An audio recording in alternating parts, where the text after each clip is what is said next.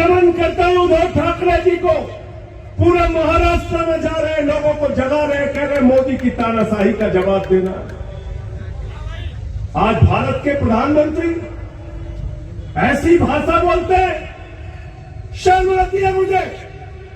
भारत के प्रधानमंत्री शरद पवार जी को कहते हैं वो भटकती आत्मा है, उनके मरने की कामना कर रहे हैं। मैं महाराष्ट्र के लोगों को कहना चाहता हूं, इनकी जबान पे जब्त कराओ, तब इनको समझ में आएगा शरद पवार क्या है।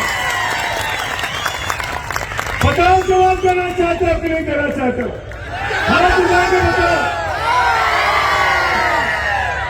जिसने आपके नेता का अपमान किया, 84 साल की अवस्था में जो अपनी तानाशाही के खिलाफ कर रहा है, उसको भारत के प्रधानमंत्री भटकती आत्मा कह रहे, भटकती आत्मा कह रहे। आप शरद पवार जी के मरने की कामना कर रहे हैं, शर्म नहीं आती प्रधानमंत्री जी? मैं कहना चाहता हूं, भारत के प्रधानमंत्री की भाषा एक सुरक्षा भाषा है, ये प्रधानमंत्री की भाषा नहीं है। इज्जत से बात कीजिए, तमीज से नाम लीजिए। शरद पवार जी के लिए ऐसी बात कर रहे हो आप? मैं कहना चाहता हूं, आज सतारा में आप लोगों की इतनी बड़ी संख्या देख के मैं कहना चाहता हूं, शरद पवार जी आप लोगों के साथ मिलकर नरेंद्र मोदी की जो राजनीति है उसको दफन करने का काम करेंगे, उनकी तानाशाही को निकालने का काम करेंगे।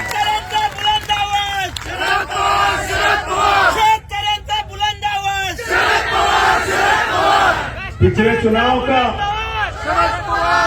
वो वीडियो आज भी उत्तर प्रदेश और बिहार के गांवों में भी लोग देखते हैं।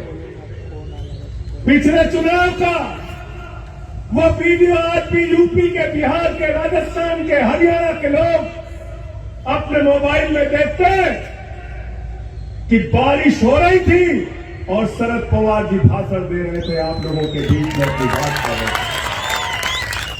पाटिल साहब यही मैदान था, यही मैदान था, यही मैदान था, यही मैदान था, था कि नहीं था?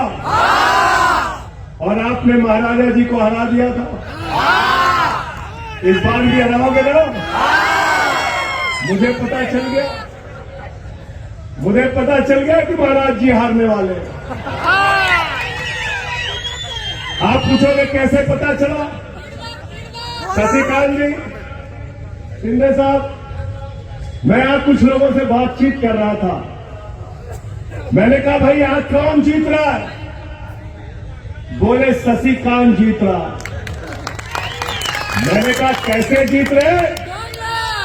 बोले देखो भाई, हम लोग मानते हैं छत्रपति शिवाजी महाराज जी को, और छत्रपति शिवाजी महाराज आदिल शाह के सामने नहीं झुके, हमारे उदयन महाराज अमित शाह के आगे झुक गए।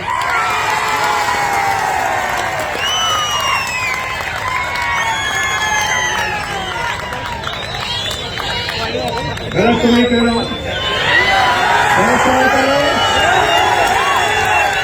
मुझे तो पता नहीं थी ये बात, मुझे तो ये बात पता नहीं थी। यहाँ गृह मंत्री जी आपके महाराष्ट्र के अनिल देशमुख भाई बैठे हैं, बहादुर इंसान है, तालियां बजाइए इनके लिए। 14 झुके नहीं। ऐसे बहादुर लोगों की जरूरत है महाराष्ट्र को। आप बताइए, उस आदमी की बात सुन के मैं हैरान हो गया। कहता है छत्रपति साहू जी महाराज जी आदिल शाह के आगे नहीं झुके, हमारे उदयन महाराज अमित शाह के आगे झुके।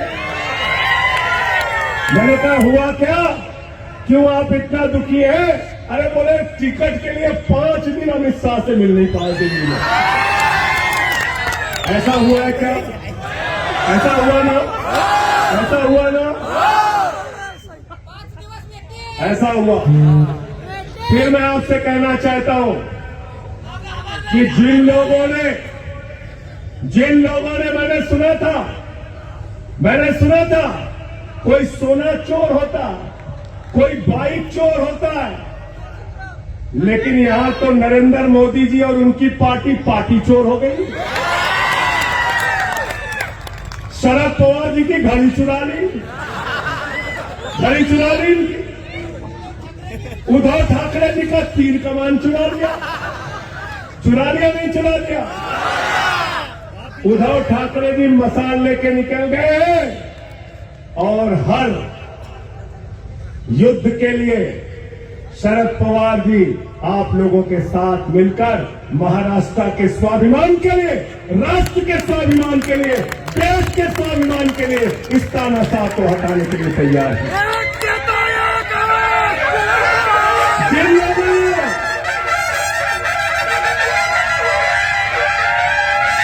देखिए तुतारी बज रही है, ये संख्याद है युद्ध का। जिन लोगों ने बाला साहब ठाकरे और उद्धव ठाकरे जी की तीर कमान चुराई है, जिन लोगों ने शरद पवार जी की घड़ी चुराई है, उनकी जमानतें इस बार जमानतें जब्त करा के 48 की 48 सीटों पे हराने का काम कर रहे हैं। 48 की 48 सीटों पे हराने का काम करना। मुझे तो देख के बड़ी शर्म आ रही थी। मैंने अनिल देशमुख भाई से कहा, मैंने कहा ये क्या हो रहा था आपकी विधानसभा में? बोले क्या? मैंने कहा वहां नारा लग रहा था 50 खोके एकदम ओके, 50 खोके एकदम। जिन लोगों ने अपने आप को बीजेपी के हाथों में बेचने का काम किया है, उनको इस बार चुनाव में आप हराने का काम करना, उनको जवाब देने का काम करना। क्योंकि हम छत्रपति शिवाजी महाराज की धरती पे खड़े हैं और छत्रपति शिवाजी महाराज का एक सबसे बड़ा संदेश है जो पूरे हिंदुस्तान को वो देते हैं, पूरे महाराष्ट्र को देते हैं। वो संदेश है गद्दारों को माफी नहीं। गद्दारों को माफ करोगे क्या? नहीं। गद्दारों को माफ करोगे क्या? नहीं। गद्दारों को माफ मत करना और मोदी जी के चक्कर में बिल्कुल मत पड़ना भाई। मोदी जी के चक्कर में बिल्कुल मत पड़ना। इस देश की जनता को बहुत ठगा मोदी जी ने। मोदी जी के बारे में मैं तो एक ही बात कहता हूं, गंजे को भी कंघी बेच सकते हैं मोदी जी। इतना बड़ा झूठा प्रधानमंत्री मैंने आज तक इस धरती को देखा ही नहीं। क्या बोले? बोले भाई और बहनों 2 करोड़ नौकरी हर साल देंगे। 20 करोड़ नौकरी मिल गई क्या? कहने लगे किसानों की आमदनी 2 गुना करेंगे, 15 अगस्त 2022 तक सबको पक्का मकान देंगे। इतना काला धन लाएंगे, इतना काला धन लाएंगे कि हर आदमी के खाते में कितना जमा हो जाएगा? सबको याद है, कोई भूला नहीं है। 15 पैसे नहीं मिले, सबको धोखा देने का काम किया। तो इस देश के नौजवान कह रहे हैं, मैं इस देश का नौजवान हूं, मैं कह रहा हूं मोदी की गारंटी की कोई गारंटी नहीं है। हमारी माताएं बहनें कह रही हैं मोदी की गारंटी की कोई गारंटी। हमारे किसान कह रहे हैं मोदी की गारंटी की कोई गारंटी। क्या करें? 400 पार, 400 पार, 400 पार। जिसे पत्रकारों ने कहा संजय सिंह जी, मोदी जी कह रहे हैं 400 पार। मैंने कहा वो 600 पार भी कह सकते, 600 पार कह सकते हैं। बोले नहीं आप तंज कर रहे हैं। मैंने कहा नहीं, हम भारत का चुनाव लड़ रहे हैं, वो अखंड भारत का चुनाव लड़ रहे हैं। उनकी कुछ सीट पाकिस्तान से भी आएगी, कुछ बांग्लादेश से आएगी, कुछ श्रीलंका से आएगी, कुछ नेपाल से आएगी, जो बची रहेगी वो अफगानिस्तान से आएगी। पता है कि नहीं पता आपको? तालिबान को 200 करोड़ रुपए दिया प्रधानमंत्री ने, 200 करोड़। पता है आपको? 50,000 टन अनाज दिया है, गेहूं दिया है, 20,000 टन गेहूं दिया 2 बार में। और आपसे कहते हैं आपकी संपत्ति ये लेके भाग जाएगा, आपकी संपत्ति वो लेके भाग जाएगा। झूठ बोलने का काम करते हैं। 15 लाख करोड़ रुपए पूंजीपतियों का माफ किया प्रधानमंत्री जी ने। प्रधानमंत्री जी के सबसे करीबी नीरव मोदी, मेहुल चौकसी 20,000 करोड़ लेके भाग गए, विजय माल्या 10,000 करोड़ लेके भाग गया, नितिन संदेशा 6,000 करोड़ लेके भाग गया, ललित मोदी 3,000 करोड़ लेके भाग गया। अरे तुम्हारे दोस्त हिंदुस्तान के बैंकों को लूटकर भाग रहे हैं, देश की जनता की संपत्ति लूट रहे हैं। प्रधानमंत्री जी, हमसे झूठ मत बोलो। आपकी एक ही गारंटी है, झूठ बोलने की गारंटी। मोदी की गारंटी क्या है? झूठ बोलने की। इसीलिए इसका नाम मैंने रख दिया भारतीय झूठा पार्टी। भारतीय झूठा पार्टी, झूठ बोलने वालों की पार्टी। कह रहे 400 पार, 400 पार, 400 पार। गए बंगाल में कहने लगे 200 पार, 200 पार, 200 पार। आई 73 सीट। गए झारखंड में कहने लगे 65 पार, 65 पार, 65 पार। आई 23 सीट। आए महाराष्ट्र में कहने लगे 150 पार, 150 पार, 150 पार। आई 105 सीट। गए हरियाणा में कहने लगे 75 पार, 75 पार, 75 पार। आई 40 सीट। गए कर्नाटक में कहने लगे 130 पार, 130 पार, 130 पार। आई 65 सीट। गए दिल्ली में कहने लगे 45 पार, 45 पार, 45 पार। आई 8 सीट। गए मिजोरम में कहने लगे 21 पार, 21 पार, 21 पार। आई 1 सीट। अब कह रहे 400 पार, 400 पार, 400 पार। जनता करे 30 पार, 30 पार। तड़ी पार करना है कि नहीं करना, बताओ। तड़ी पार करना है। हमारी बहनें यहाँ पे बैठी है। मोदी जी कहते हैं मंगलसूत्र लेके भाग जाए। अरे कांग्रेस वाले मंगलसूत्र लेके भाग जाएंगे। अरे भाई, मंगलसूत्र 2014 में कितने का बनता था? 24,000 रुपए तोला सोने का दाम था। बहन जी, था कि नहीं बताओ? था ना। अब कितना हो गया? 75,000। कितना हो गया? 3 गुना ज्यादा सोने का दाम बढ़ा दिया। तो आपका मंगलसूत्र कौन चोरी कर रहा है? कौन चोरी कर रहा है? बोलिए, मंगलसूत्र कौन चोरी कर रहा है? भाजपा वाले आए तो बेलन लेके दौड़ा लेना, बेलन लेके दौड़ा लेना। कह रहे तुम्हारा, तुम ही लोग हो मंगलसूत्र चोरी करने वाले। 3 गुना ज्यादा सोने का दाम बढ़ा दिया। साथियों और दोस्तों, मैं आपको सर झुका के नमन करता हूं, आपकी बहादुरी को नमन करता हूं। और एक चीज जान लीजिए, मराठी जो है वो लड़ने में यकीन रखता है, झुकने में यकीन नहीं रखता। और जो लोग गद्दारी करते हैं उसको सबक सिखाने में यकीन रखता है। यहां बैठे हैं पृथ्वीराज चौहान जी, इनकी बहादुरी का हम लोग स्वागत करते हैं। एक चौहान है अशोक चौहान जी, जो छोड़ के चले गए। एक पृथ्वीराज चौहान है जो मैदान में लड़ रहे हैं। अनिल देशमुख जी है, 14 महीने जेल में रहे। चाहते ये भी झुक जाते, लेकिन इन्होंने लड़ाई लड़ने का काम किया। हमारी पार्टी के प्रमुख अरविंद केजरीवाल को जेल में रखा, मनीष सिसोदिया जेल में है, सत्येंद्र जैन जेल में है, मुझे 6 महीने जेल में रखा। मैंने कहा बेईमानो, 6 महीने नहीं पूरी जिंदगी जेल में रखोगे तब भी तुम्हारे आगे झुकूंगा नहीं, लड़ने के लिए तैयार है।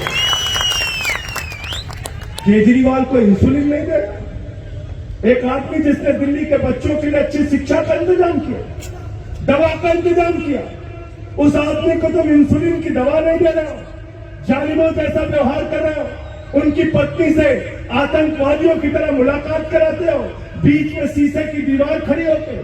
शर्म नहीं आती प्रधानमंत्री जी आपको?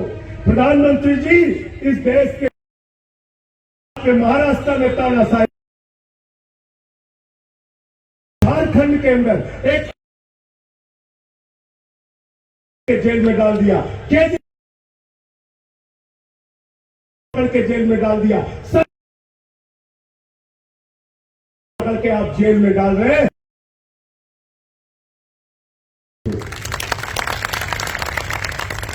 साथियों दोस्तों, अंत में एक ही बात कह के अपनी बात खत्म करूंगा।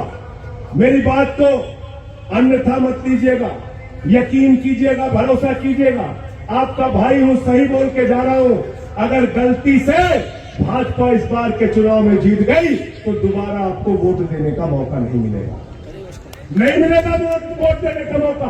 यहां पे पुतिन का शासन होगा, यहाँ पे किम जोंग का शासन होगा, देश के अंदर चुनाव की व्यवस्था खत्म की जाएगी।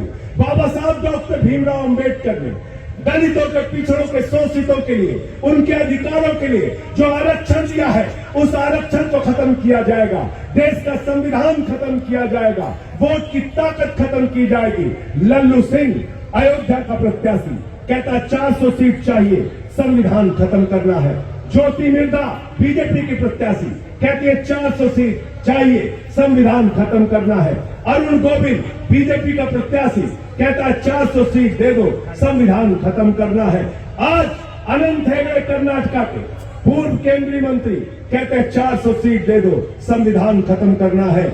इस सतारा के ग्राउंड में हम सब शपथ लेते हैं, कसम खाते हैं, जो बाबा साहब के संविधान को खत्म करने की कोशिश करेगा, उसकी राजनीति को हम लोग खत्म कर देंगे। उसके लिए चाहे जो कुछ भी न्यौछावर करना पड़े, उसके लिए हम तैयार हैं। आप सबका हृदय से बहुत बहुत आभार, बहुत बहुत धन्यवाद कि इतने प्यार से आपने मुझे सुना। मैं फिर से हाथ जोड़कर आपसे विनती करने के लिए आया हूं। आज एक 84 साल का योद्धा इस मैदान में लड़ रहा है मोदी की तानाशाही के खिलाफ, जिसका नाम शरद पवार है, और एक कामगारों के इतने बड़े नेता जो आपके लिए लड़ाई लड़ते हैं, शशिकांत शिंदे जी, आज वो मैदान में उतरे हैं। उनको भर भर के वोट दीजिएगा, उनको यहाँ से भारी मतों से जिताने का काम कीजिएगा। बहुत बहुत शुक्रिया, बहुत बहुत धन्यवाद। इंकलाब जिंदाबाद।